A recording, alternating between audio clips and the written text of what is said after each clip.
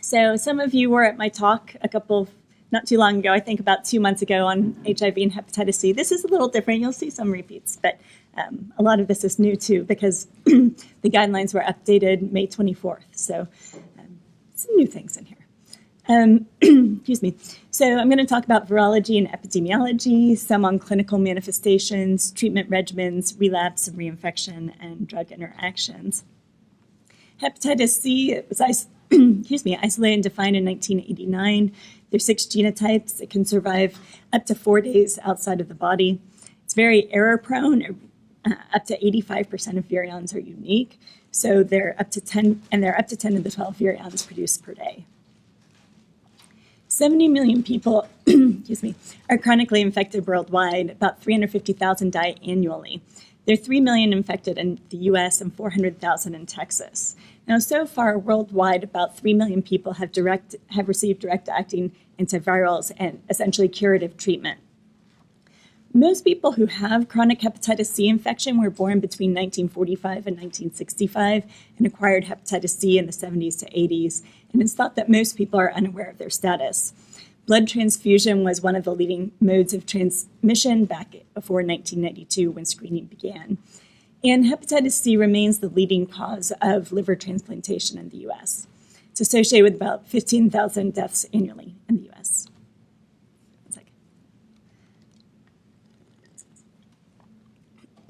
So acute hepatitis C infections are actually on the upswing. And you can see here that up 2006 to 2010 or so, the levels of new infections were pretty stable. But after about 2011, really they started to skyrocket. And you can look at the estimated actual new cases. This is reported number of cases, which are a small fraction of the total number. 16,000 in about 2011, up to 33,000 in 2015. And this number is growing. This is largely thought to be driven by the epidemic among people who inject drugs, or PWID. And these account for most new infections. And actually, people who inject drugs have more than a 40% chance of getting hepatitis C infection in the first several years of use. So a little more about the opioid epidemic. About 11.5 million people are thought to have misused prescription opioids in 2016. 2.1 million did so for the first time, and 2.4 million actually meet criteria for opioid use disorder. And this is relevant because many people who misuse prescription opioids progress to injection of other opioids such as heroin, which has resulted in increases in both HIV and hepatitis C infection with specific geographic outbreaks as well. Heroin use has actually increased by 60% from 2002 to 2013. And you can see this if you look at the epidemiology of people with chronic infection in the US. So back in 2007, you can see here age on the x-axis, newly reported hepatitis C cases. Now, these are reported chronic hepatitis C cases. The peak age was around 50 years old, men in purple, women in green. Now, if you fast forward to 2015, you can see that the number of cases start to increase at about 20 years of age and remain at this plateau before increasing around 60 years of age, corresponding with the advancement of that initial peak. So really, it's this people who are injecting drugs who are 20 to 40 years of age who are driving the continuation of this epidemic. And so there's some talk that not only do we need to treat people, but we also need to engage in harm reduction strategies. So how does that impact HIV acquisition? Well, it turns out that HIV transmission is often preceded by acute hepatitis C infection and opioid use among people who inject drugs. HIV can be transmitted by injection partners, but also by sexual partners. And people who inject drugs do tend to engage in riskier sexual activities. First off, about a quarter will share syringes, and 3/4 will have unprotected vaginal sex. About 22% will have unprotected anal sex, and 45% reported more than one opposite sex partner. HIV transmission has decreased in this population, though, recently, but this is mainly in urban areas where there are more addiction treatment programs and more syringe service programs. So if we look at people with HIV, about a quarter are co-infected with hepatitis C, and this is largely among the IV drug users. Certainly people who acquired HIV by sex, whether same sex or opposite sex, are at risk for co-infection, but really it's the people who inject drugs who are at the highest risk. So who should be tested for hepatitis C? Well, people born between 1945 to 1965 to catch that baby boomer peak, but also we need to be checking current injection drug users yearly, perhaps even more often, and former injection drug users at least once. People with HIV infection should be tested, and yearly if they're engaging in unprotected same sex with men, or if they're still using injection drugs. Now there's been more emphasis now on mother-to-child transmission. Children who are over the age of 18 months should be checked if they were born to hepatitis C positive mothers, and this test should be repeated at 3 years of age. Sexual intercourse, heterosexual sex is a relatively low-risk activity for hepatitis C, but it can still occur, and men who have sex with men are at higher risk for acquiring hepatitis C sexually. Of course, healthcare workers and then iatrogenic exposures also raise the concern for testing. So what about pregnancy? Well, back in September of 2007, the guidelines said there's considerable discussion about the possibility of universal screening of pregnant women, but there are no formal recommendations. As of May 24th, that's changed. It's now recommended that all pregnant women be tested for hepatitis C, regardless of their risk factors at prenatal care.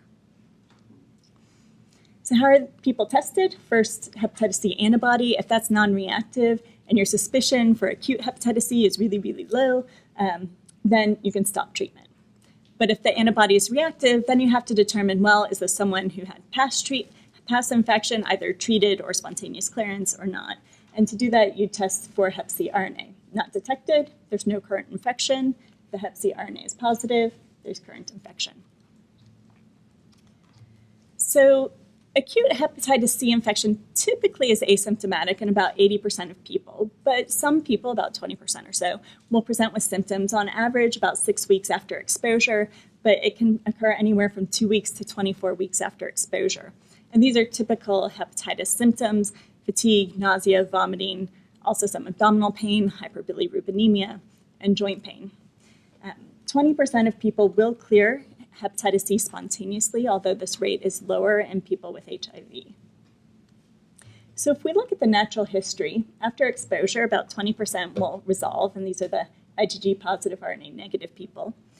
But about 80% will develop persistent hepatitis C infection. And of those, about 20% will progress to cirrhosis, and about 25% to end-stage liver disease and hepatocellular carcinoma. And you can see the time frame here. You're talking about 20 years or so for cirrhosis, about 5 more years for progression. And these are averages. Certainly they're faster and slower progressors. And one of the things that determines faster progression are co-infections with either HIV or hepatitis B, as well as concomitant alcohol use and fatty liver disease. So some of these are certainly modifiable risk factors, but things to keep in mind when we see our patients. And if we look at the impact of HIV, we can see that among people who are followed for beyond 20 years, HIV uninfected people, maybe about 10% or so, will develop cirrhosis. And among HIV positive people, this number is much higher, greater than 50% by the time you follow them close to 30 years. So symptoms of chronic hepatitis C infection, people may not know they have symptoms until you treat them and then they realize they had symptoms, but these can include fatigue, muscle aches, joint aches, lack of appetite, nausea, some weakness, some cognitive impairment. About a third of people will have normal liver enzymes, and a quarter will have significantly higher, more than twice the upper limit of normal ALT levels. Complications, hematologic, certainly with cirrhosis, we see pancytopenia, but even without, we can see lymphoma, some renal disease, autoantibodies, and porphyria cutanea tarda, which is one of the more common, as well as diabetes. This is what porphyria cutanea tarda looks like. You can see these kind of red blisters here on sun-exposed areas. So hepatitis C treatment has really evolved over the last I guess, 7 years or so, beginning with the approval of the first direct-acting antivirals, telaprevir and boceprevir. These are targeted to genotype 1. I mentioned there are 6 genotypes. I'll say genotype 1 is most common in the U.S., accounts for about 2/3 of people with hepatitis C in the U.S., with genotype 2 and subsequently 3 being number 2 and 3 and 9. So telaprevir and boceprevir were first approved, but they had a lot of toxicities. So really the current era took off 2013 to 2014 with the approval of sofosbuvir and cimeprevir and subsequently many other drugs you can see throughout the pipeline. And I'll go through some of these drugs in more detail in the future. So who should be treated? Well, right now it's recommended that everybody be treated unless they have short life expectancies that cannot be remediated by hepatitis C infection or liver transplantation or another directed therapy. So essentially, and you have to take it with the caveat, is this someone who's going to come back for their 4-week visit and their 12-week visit? If you have people who are kind of spotty out of care, those people would certainly require more attention if you did decide to treat them. However, there are many barriers to treatment, payer restrictions, including specialties. So people who may need to be ID board certified or hepatology or GI certified in order to prescribe, rules regarding drug sobriety and liver stage disease. Also, higher costs are an issue. Certainly with uninsured people, if they have absolutely no insurance, it's a little easier to get the medications for the pharmaceutical companies. But the underinsured, people with insurance who have high copays, are really at a disadvantage. So what do we do when we see someone with hepatitis C? Well, first we want to confirm that they do in fact have chronic hepatitis C with the antibody and the RNA test. And then we want to check for basic labs, complete blood count. We want to check their renal function. We want to check INR as an indicator of hepatic function as well. And general LFT panel. We also want to determine their hepatitis B status, which I'll elaborate, and their genotype. We need to determine their fibrosis status, and liver biopsy is traditionally the gold standard, but now there are more and more non-invasive methods, including imaging such as transient elastography, also known as FibroScan is the brand name, and this FibroSure test, which is a calculation of a variety of biomarkers. If people do have cirrhosis, then it's recommended that a child puke score to determine whether they have compensated or decompensated cirrhosis be determined, and liver ultrasound to screen for hepatocellular carcinoma. And resistance testing I'll get into in a little bit because much work has been done recently and there are new guidelines with regards to resistance testing, but this may be indicated in some situations. And it's important to find out if people were ever treated for hepatitis C in the past, because if they are, that can determine treatment duration and which direct-acting antiviral should be used. And then, of course, completement of therapy potential. I hinted at that earlier, and what their access is. So to understand how these drugs work, you have to understand the hepatitis C life cycle, or at least it makes it a lot easier. The virus binds to a receptor and then gets uncoated. The viral RNA will then go on to either go to the endoplasmic reticulum, where polyproteins are made that subsequently need to be cleaved, or the RNA is replicated using polymerases, and then subsequently the RNA, along with the proteins, are complexed into virions, and then they're transported to the surface of the cell, and they bud off with the cell membrane. So this highlights 3 key areas for intervention. We have the protease inhibitors. Much like HIV protease inhibitors, they cleave the polyprotein into individual functional proteins. They're the polymerase inhibitors, which interfere with the RNA replication, much like the reverse transcriptase inhibitors in HIV. And then there are these NS5A inhibitors, which really can have vague the NS5A protein has a vague role, but it's thought to be involved in virion assembly and budding. So there are 3 key areas where the drugs can work. And they have indeed found multiple drugs to work on all of these.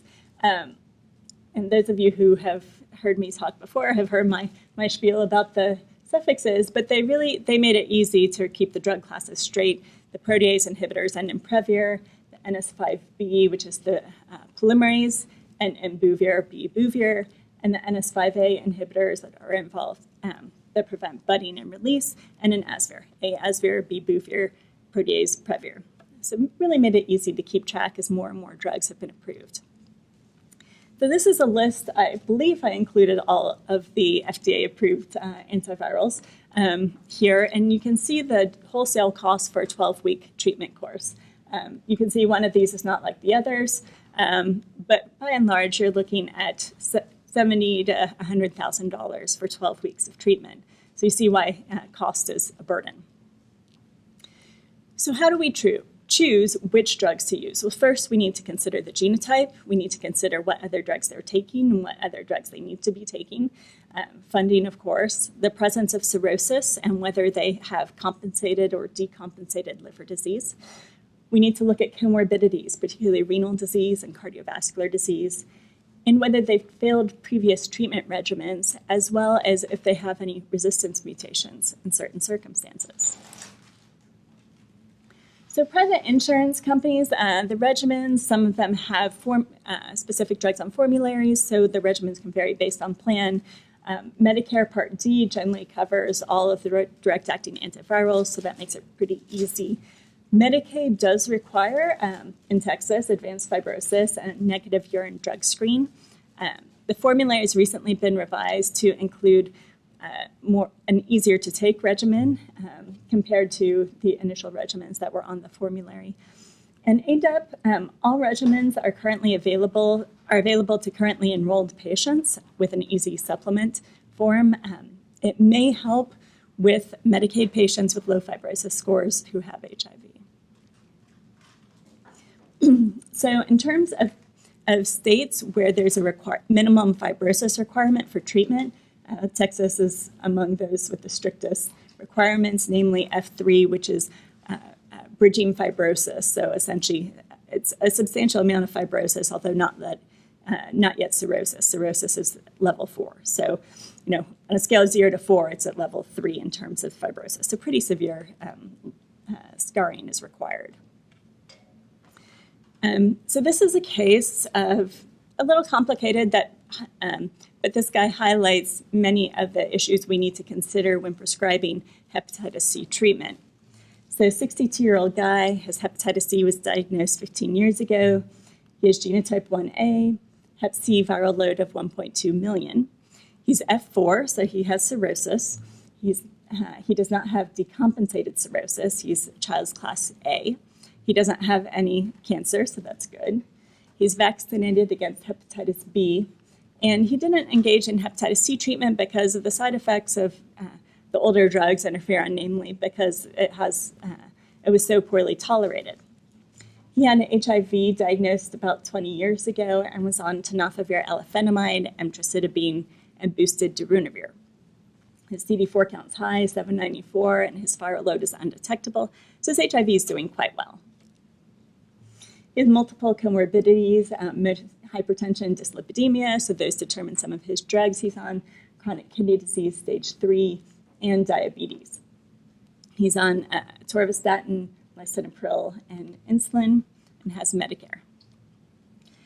So if this guy did not have cirrhosis, and he did not have HIV, and his viral load was 1.2 million, like reported, he could qualify for actually 8 weeks of ledipasvir, sofosbuvir. But he does have HIV, so that one's not an option for him.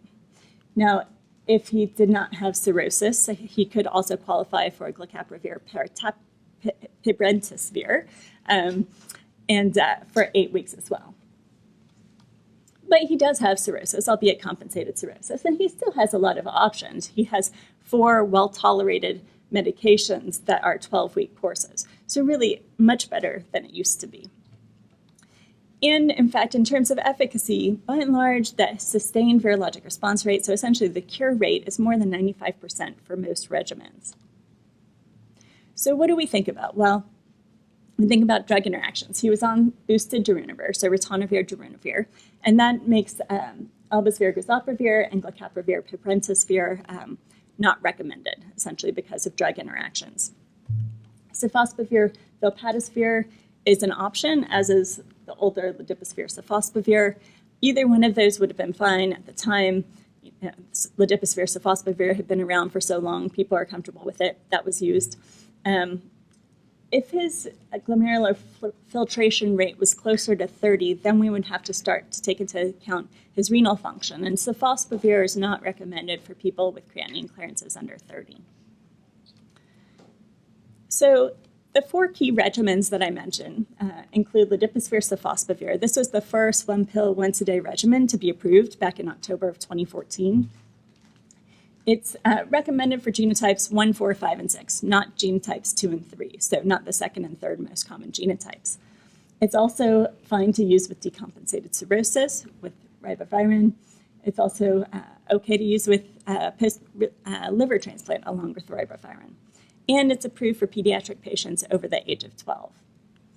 1 tablet once a day, 8 weeks if viral loads are under 6 million and they don't have HIV, or up to 24 weeks, depending on whether they have cirrhosis. And it can be taken with or without food. So I mentioned sofosbuvir and the renal function issue. Also, it can't be taken with acid-reducing agents or amiodarone, and I'll get into drug interactions later.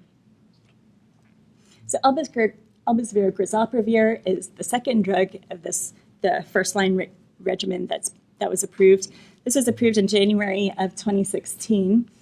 Approved, again, genotypes 1 and 4, not 2 and 3. Okay with cirrhosis or without cirrhosis, provided the cirrhosis is compensated. It's contraindicated in decompensated cirrhosis. Again, 1 tablet once a day. This is 12 to 16 weeks with or without food. Now, with this one, because elbasvir has is more susceptible to developing to lower responses when resistance mutations are present, it's essential to test for NS5A resistance mutations in this group.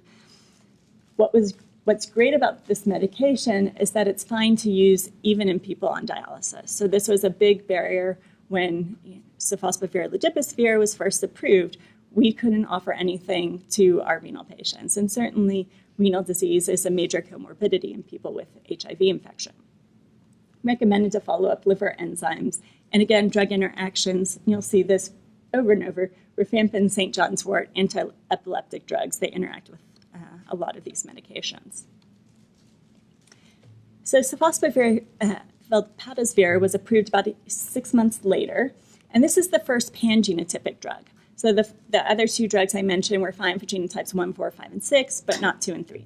Here now we have a 1-pill, once-a-day regimen for people with genotypes 2 and 3 without cirrhosis or with compensated cirrhosis. And even with decompensated cirrhosis, if you can use ribavirin. It's, again, 1 pill once daily, 12 weeks, with or without food. But because of that sofosbuvir, people need to have creatinine clearances over 30. Acid-reducing agents also, because of the sofosbuvir and amiodarone, are major drug interactions, and that St. John's wort and anti-epileptic drug and rifampin list also is a major drug interaction. So lastly, the big 4, glecaprevir pibrentasvir, which was approved August of 2017, which is 9 months ago, hard to believe, almost 10 months ago. Anyway, this is also pan-genotypic, which is great, without cirrhosis or with cirrhosis, and it can be used in people who are previously treated. Can't be used in severely decompensated liver disease, so not with child class C, but it's a little more labor intensive, 3 tablets once a day, for 8 to 16 weeks, has to be taken with food, and it comes in this huge package, so it's a little more cumbersome for patients. But what's nice is it's pan-genotypic and can be used even in dialysis patients. So that's really its niche there as well. And there are some interactions with statins as well as estradiol and hormones, and can reduce pravastatin levels. So this regimen is listed as an alternative regimen in many of the guidelines, but I'm going to bring it up because it's relevant to people with HIV, and I'll talk about that in a little bit. It's one issue with it is it's 2 separate pills, so you have to take 2 pills, and okay, 2 pills versus 1 pill, what's the big deal? Really, I mean, for patients, it's probably not that big of a deal, but each of these is on the order of, $70,000 or plus for a 12-week supply. So you're talking twice the cost of some of the other regimens. So it is considered an alternative regimen. It can be used for genotypes 2 and 3 as well. It's 12 weeks for people without cirrhosis, 16 to 24. So now you're talking $280,000 for people with cirrhosis. But what's nice about it and where this plays in is that you can dose adjust the medication. So really you can keep people on, say if they're on ritonavir, if they're on cobicistat, you can maintain that regimen if it's essential, if they have resistant virus, and still be able to treat their hepatitis C. So how do we keep track of people? Well, certainly clinic visits are recommended, phone monitoring, and there's going to be a big study to see just how intensively do we need to monitor people with hepatitis C. Lab assessment after 4 weeks is essential to determine that the drug is working. Often people will have undetectable hepatitis C RNA levels. Of course, you also want to make sure their kidney function's still fine, especially if they're in borderline category, and make sure their blood counts are fine. And if they're on ribavirin, of course, you may want to monitor their complete blood count for anemia more often. When do you stop treatment? Now, this doesn't happen very often because people do so well with these medications, but there are 2 key indications for stopping treatment. One is if the ALT increases by tenfold, even if they're asymptomatic. And 2, if their ALT increases less than tenfold, but they're symptomatic with hepatitis kind of symptoms, nausea, vomiting, hyperbilirubinemia. The other time you may want to discontinue treatment is if their viral load is detectable at 4 weeks and then increases tenfold by 6 weeks. So if someone has a hepatitis C viral load at 4 weeks, you want to make sure you recheck it a couple weeks later, because that if it's detectable, if it's a tenfold increase, they're failing treatment and the treatment needs to be stopped and other considerations made. So how do we determine efficacy? Well, this is by what we call the sustained virologic response. People didn't use the word cure in the hepatitis C literature because peg interferon would suppress people, and then sometimes the virus would come back, and people were very hesitant to use the word cure. Now, people are starting to use it a little more often, but essentially what we call the sustained virologic response and what we look at as an indicator of treatment success is the virus level 12 weeks after completing treatment, and this is called the SVR12. So we start treatment here, the RNA is here, we treat people, they're undetectable. At 4 weeks, they complete treatment at 12 weeks for most of the regimens, and then at 24 weeks we check. And if their viral load is undetectable at this level, we say they've achieved SVR12, which is the goal of treatment. Now I will say, and I'll get to this a little later, we do continue checking viral loads for up to 48 weeks after treatment to confirm that the virus really is gone. But the importance of the sustained virologic response is that it's associated with a decrease in mortality. So people overall, if you look at people, all comers, the mortality in people with sustained virologic response is about 1/4 the mortality of the people who don't achieve a sustained virologic response with hepatitis C treatment. And you can see among cirrhotics, the mortality rate is about 5% in people who achieve sustained virologic response versus 15%, so 3-fold higher in people who don't. And if you look at people co-infected with HIV, the mortality rate in this cohort is about 1.5%, and it was 11% in people who did not achieve a sustained virologic response. So obviously, this has a substantial impact on lifespan. So what is the rate of sustained virologic response in people with co-infection? It's actually comparable to that of people who are not co-infected with HIV. So you can see this is essentially a meta-analysis of almost 2,400 people who were treated with various hepatitis C direct-acting antiviral regimens. So it's kind of a merging of a whole bunch of data. But what you can see is that for people who and the modified intent to treat population, 94%. So essentially people who took the treatment as they were supposed to achieved a sustained virologic response rate of about 94%, comparable to what we see in people without HIV. So what happens if people don't achieve the sustained virologic response? Well, first I mentioned we want to confirm the virologic response at 48 weeks. There's a rate of late relapse of about 0.5% up until that time point. After 48 weeks, it's not recommended to do any further hepatitis C testing unless they're at risk for reinfection. For patients with stage 3 or 4, so this F3, F4, advanced fibrosis or cirrhosis, it's recommended to continue monitoring people for hepatocellular carcinoma indefinitely. We don't know that eradicating hepatitis C, and even if it's associated with a decrease in fibrosis, is going to decrease the risk of hepatocellular carcinoma. So it's recommended to continue screening people. For patients with earlier stages of fibrosis, though, no surveillance is recommended. I mentioned the ongoing risk factors, and it's also important to counsel people on ongoing risk of liver injury. Even if they remain free of hepatitis C, their livers may be a little more susceptible to damage from other causes. So it's important to educate them about minimizing alcohol use, trying to eat a healthy diet and exercise to minimize their risk of fatty liver disease and avoid other hepatotoxins. So, I've talked about sustained virologic response rates of greater than 95%. Well, what about the other percent?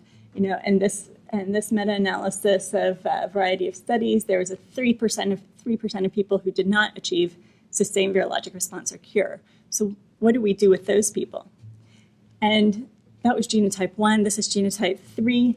In this study, there's actually no sustained virologic response rate of 12%. So that's quite a few people who may need retreatment to eradicate their hepatitis C. And in fact, genotypes 1 and 3 seem to be the hardest to treat if they failed direct-acting antivirals. So that brings me to resistance. And it turns out, so RAS is the abbreviation, resistance-associated substitutions, that it's used in the literature.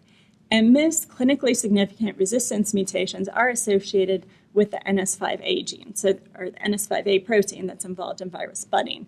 And there are 4 common ones that come out: M28, Q30, L31, Y93. We're used to hearing these mutations with HIV. It's very similar with hepatitis C. But these NS34, so the protease mutations, they decrease the viral fitness, and so they tend not to last a long time. But these NS5A mutations can last for years in the absence of treatment. So you can test for them and need to test for them in certain circumstances. It does require actually about 15% of the viruses to have these resistance mutations for it to have a substantial impact. And they are commonly found, though, at virologic failure. So you look at that 3% of the genotype 1 or the 12% of the genotype 3, many of them will have one of these mutations that's conferring resistance and explaining why they failed. So who should you test for resistance? Well, for elbasvir, grazoprevir, I mentioned that earlier, it's recommended in anyone you're going to treat. It's genotype 1A for treatment-naive or experienced people. For sofosbuvir and velpatasvir, as well as decladisvir, sofosbuvir, and for both of those treatments, it's recommended for treatment-naive patients with genotype 3 and cirrhosis, because genotype 3 is a little tougher, as well as for genotype 3 treatment-experienced people, regardless of cirrhosis. So you'll notice that genotype 1 is not mentioned here. Ledipasvir, sofosbuvir, you can consider testing it for genotype 1A treatment-experienced people. So most of the time, for someone who's coming to you untreated, no previous treatment, you don't need to test it unless you're planning test them for resistance unless you're planning on using this. If they're treatment experienced, if they don't have genotype 3, unless you're planning on using ledipasvir, sofosbuvir, you don't need to test. So it's not like people with HIV, we send a resistance panel on everyone. It's really only in certain circumstances that we need to test for resistance. So how do we retreat? Well, for people who have been on sofosbuvir, which you may notice is present in at least half of the regimens that we use commonly, but no previous NS5A inhibitor, so they didn't get lidiposphere, for example. And regardless of cirrhosis, there are 3 treatment options for this group for people with genotype 1A and 1B. One is this soft Velvox, which is a lot easier to say than sofosbuvir, velpatasvir, and boxeloperavir, for 12 weeks, but for genotype 1A. Turns out sofosbuvir, velpatasvir is sufficient for people with genotype 1B. It's a little easier to treat. The other option is the glecaprevir, pibrentasvir for 12 weeks for either genotype. So there are a couple options for people who are sofosbuvir experienced, and that's going to be most of the people we see with treatment failures because that's the drug that's been around for the longest. For NS5A inhibitor experienced people, like people who've been on lidiposphere and many of these drugs, it's recommended to use soft Velvox for 12 weeks, and that's really the only treatment option. But there is an option, which is great. There's an FDA indication for glecaprevir, pibrentasvir for 16 weeks for people with, if they have NS5A experience as well. So there's an alternative option there. So that brings me to soft Velvox. This was approved in July 2017, so almost a year ago. It's indicated, it's pan-genotypic, which is great, and it's indicated for people with who've previously been treated with a genotype with an NS5A inhibitor. It's also indicated for people with genotypes 1A and 3 who were previously treated with sofosbuvir, but no NS5A inhibitor. 1 tablet, 12 weeks with food. Again, the sofosbuvir, renal insufficiency issues. They can't have decompensated cirrhosis, and it has many of those same drug interactions that we've discussed before. So for people with genotype 3, it's soft Velvox again for 12 weeks. So really, this was a kind of a game changer when it was approved because we did not know what to do to treat people who had failed the previously approved regimens. And if they previously failed an NS5A inhibitor, you can add ribavirin for to achieve efficacy. So what about reinfection? Do people who inject drugs continue to use drugs when they're getting treatment? Well, yeah, actually. But the SVR rates are still high. It seems that it doesn't seem to impact, by and large, adherence to the medication regimen. You can see that a comparison of people who did not use drugs compared to those who did, similar efficacy rate. Overall, about 90% in this one study. And if they pooled analysis of modified intent to treat from actually 6 phase 3 studies, they ended up with a 98% sustained virologic response rate. So really, really high, even though we typically are nervous about people who use drugs and abuse drugs that they may not remember to take their medication or may end up someplace they don't have access. There was an interesting study reported at the European Liver Disease meeting this year of treatment as prevention. So we've heard this a lot about HIV in the last few years. Well, can we apply the same concept of treating people with hepatitis C to prevent hepatitis C infections? And to answer this group in Iceland implemented a kind of universal treatment program. What they saw here in the green line is people who are new IV drug users. And you can see from 2013, 2014, 2015 to 2017, the number of drug users actually increased, but the number of new hepatitis C infections decreased. So really, it did have a substantial impact. And if you look at the rates of people who were hepatitis C PCR positive, the percentage of people injecting drugs in this group was 43% before the intervention and 12% afterwards. So really, this did make a big difference in stemming the epidemic of hepatitis C among the injecting drug users in Iceland.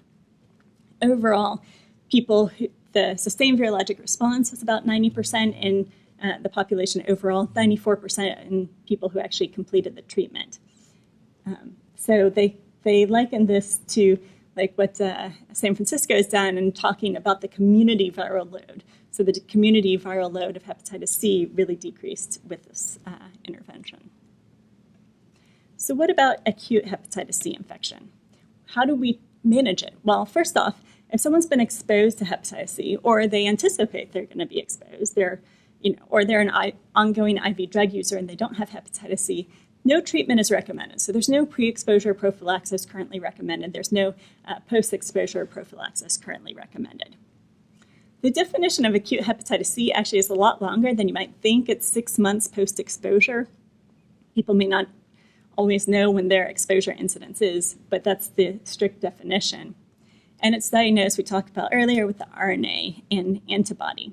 And the antibody may be negative in the first 6 weeks after acquisition, so something to think about. Someone can be symptomatic as early as 2 weeks after acquisition, coming in, you suspect it, you might need to send the RNA level. So what's recommended is to test the hepatitis C RNA level after acquisition every 4 to 8 weeks for 6 to 12 months. And this is because 20% of people will self-eradicate the hepatitis C. And so, there's a risk-benefit. You can talk about stemming the epidemic, of course, but also incurring potential side effects and costs with treatment in someone who may otherwise eradicate the infection. So it's recommended to test for 6 to 12 months and then decide to treat. The recommendations say to consider treatment after 12 to 16 weeks, but it's recommended to give the body 6 months to give it an opportunity to eradicate or spontaneously clear the virus. The same regimens are recommended for people who have, who you've observed progressing from acute to chronic infection. If you are going to treat this early on right now, same regimens and same duration are recommended. There have been several studies that have been done, and more studies saying that maybe you can get away with slightly shorter courses of treatment. And of course, you want to try to risk reduce to prevent future acquisition of hepatitis C. So referral to addiction specialists, talking about sexual practices and condom use and so forth as well. So I mentioned earlier testing for hepatitis B. This is important because hepatitis B can reactivate during hepatitis C treatment. That's manifest as an increase in hepatitis B DNA level or hepatitis surface antigen positivity. There have been 29 cases confirmed in 3 years between November 13 and October 2016, and I haven't found more recent data than that. But essentially, it's led to 2 deaths, 1 transplant, 6 hospitalization, and 10 people discontinuing direct-acting antivirals. And the reason this is thought to occur is that hepatitis C is inducing an immune response. It's, among other things, type 1 interferon, which is an antiviral protein. When you take that hepatitis C away, you take away that driver, the immune response goes down, and hepatitis B is allowed to flourish. So what's recommended now, and these are updated, were updated last month, it's recommended to test all patients, of course, before starting hepatitis C treatment for evidence of hepatitis B. There's no evidence of hepatitis B. It's recommended to vaccinate people. If they're surface antigen positive and they meet treatment guidelines according to the ASLD, which are long and complicated, and you can look those up, it's recommended to treat them. If they need treatment, treat them. If they don't meet the treatment guidelines, there are 2 possible approaches. So one, you can give them prophylactic treatment. So often we use tenofovir, for example, tenofovir and trocidobine in our antiretroviral regimens. Those are great hepatitis C medications. It's also, so having someone who's already on HIV, on HIV medications, if you can switch them to a tenofovir and trocidobine regimen, that would be great. Or you can monitor them for reactivation and essentially initiate treatment if their hepatitis B DNA level rises tenfold or to greater than 1,000 copies. Now, if they have this isolated core antibody positive, there are no data on what to do. So, if they're core antibody positive or DNA negative, we don't know. I guess that's expert opinion territory. So, drug-drug interactions. Now, this has not been updated yet to include bictegravir, but what you can see here, the orange is with the X are regimens you shouldn't use together.